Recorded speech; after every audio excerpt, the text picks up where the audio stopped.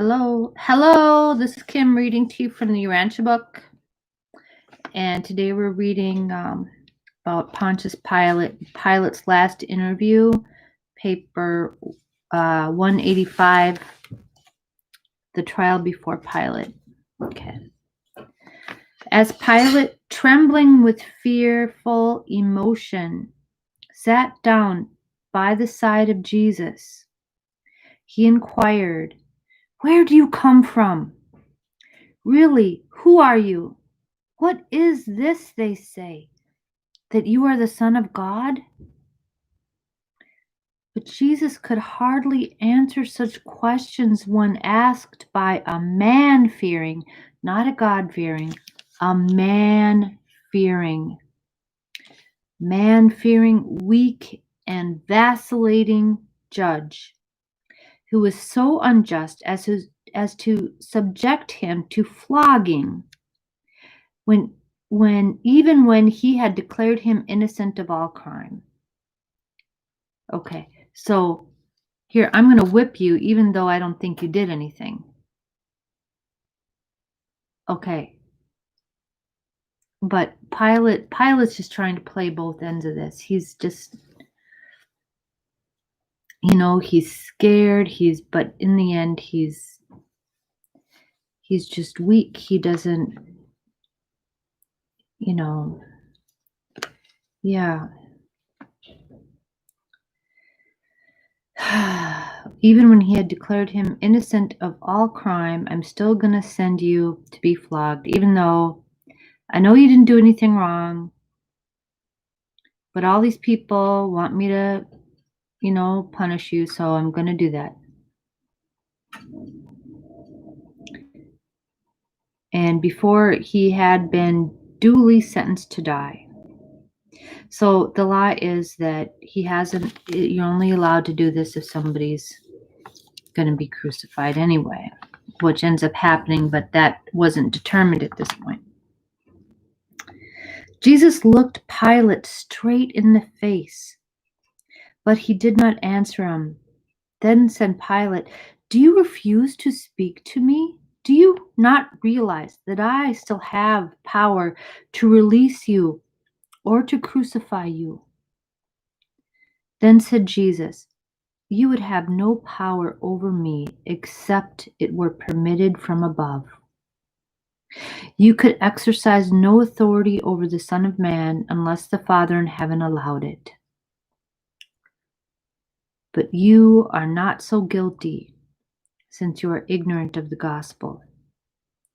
He who betrayed me and he who delivered me to you, they have the greater sin."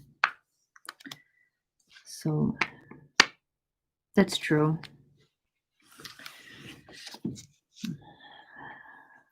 Yeah. This last talk with Jesus thoroughly frightened Pilate. This moral coward and judicial weakling now labored under the double weight of the superstitious fear of Jesus and the mortal dread of the Jewish leaders. Again, Pilate appeared before the crowd, saying, "I am certain this man is only a religious offender. You should take him and judge him by your law. Why should you expect that I would consent to his death because he has clashed with your traditions?"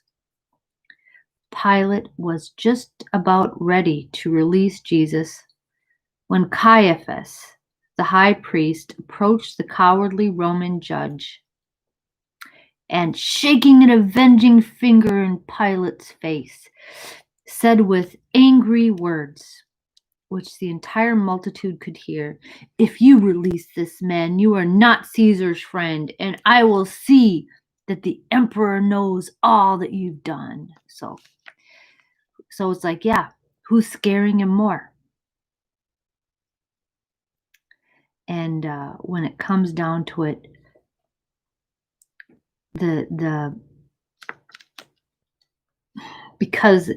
not because the Jews have more power than Jesus, or Caiaphas has more power,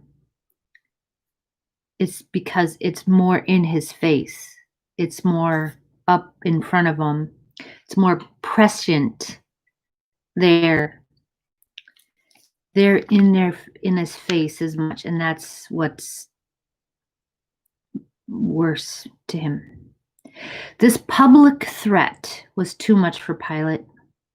Fear for his personal fortunes now eclipsed all other considerations, and the cowardly governor ordered Jesus brought out before the judgment seat. As the master stood before them, he pointed to him and tauntingly said, "Behold your king." And the Jews answered, "Away with him, crucify him." And then Pilate said, with such irony and sarcasm, "Shall I crucify your king?" And the Jews answered, "Yes, crucify him. We have no king but Caesar." And then did Pilate realize that there was no hope of saving Jesus, since he was unwilling to defy the Jews. He was too scared of them. You know, it's just really tragic. It's weakness. It's so human.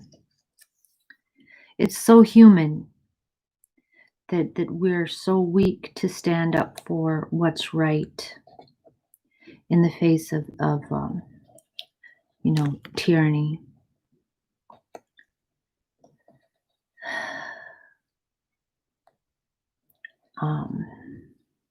Yeah, okay. Yeah, even though we know what's right, we're too weak to stand up for and do the right thing. Stand up to people who are bullies. I find that all over the place. And most of us don't even know. We just go by what people are telling us, by what those bullies are telling us. We don't even know when we're under the thrall of a bully. How do you know? How do you know? Because if that's all the information you're getting, then that's all you know.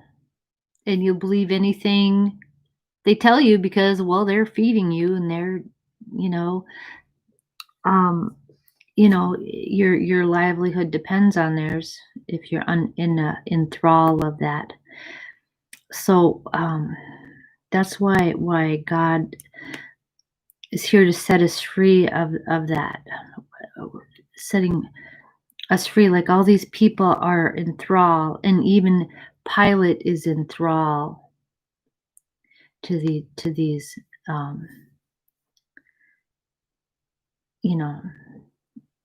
bullies who just want their own power. So that's the challenge for us, is how do you know when you're correct or when you're being manipulated by some higher force who says they've got direct connection to God. And God gave us the way because we all have our own individual connection to God through the thought adjuster. That's how you know. That's how you know. So you have to strengthen that individual connection with your spiritual authority, and whatever goes against that is, and it's all you and God. And it has nothing to do with any other power structures or mandates or social, whatever. It's you. It's you and God. Okay. So don't fall for any of this bull crap that's out there. You and God. Don't depend on them. Okay. And however that applies to you, I know there's people on things, different opinions on issues, and that doesn't really matter. It's just you listen to your own inner voice. Okay. Thank you. All right. Have a good day.